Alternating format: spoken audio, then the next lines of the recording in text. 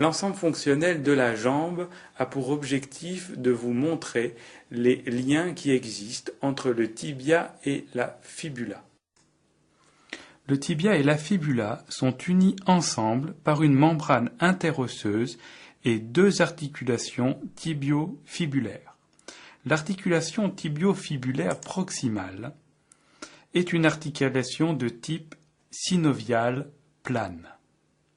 La surface articulaire fibulaire du tibia se trouve sur la face postérolatérale du condyle latéral du tibia. La surface articulaire de la tête de la fibula est située sur la face médiale de la tête.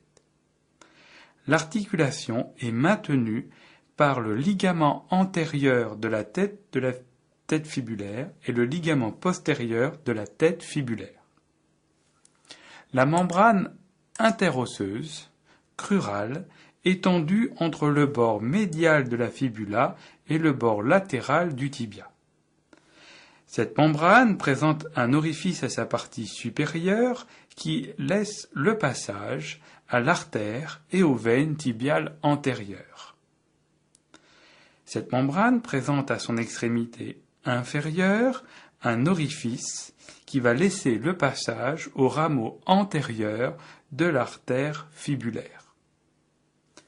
L'articulation tibio-fibulaire distale est une syndesmose. La surface articulaire du tibia de la fibula est convexe. La surface articulaire fibulaire du tibia est une excavation longitudinale à la face latérale de l'épiphyse distale du tibia. À gauche du schéma est représentée la malléole externe et à droite du schéma est représentée la malléole interne. Cette articulation est unie par le ligament tibio-fibulaire ventral, qui est visible sur le schéma, et le ligament tibio-fibulaire dorsal, qui lui est caché puisqu'il se trouve à la face postérieure.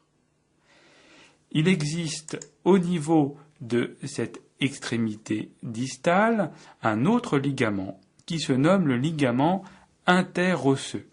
Ce ligament interosseux n'est visible que sur une vue caudale de cette articulation. Il est représenté ici en bleu foncé et vous voyez qu'il relie les deux surfaces articulaires l'une à l'autre.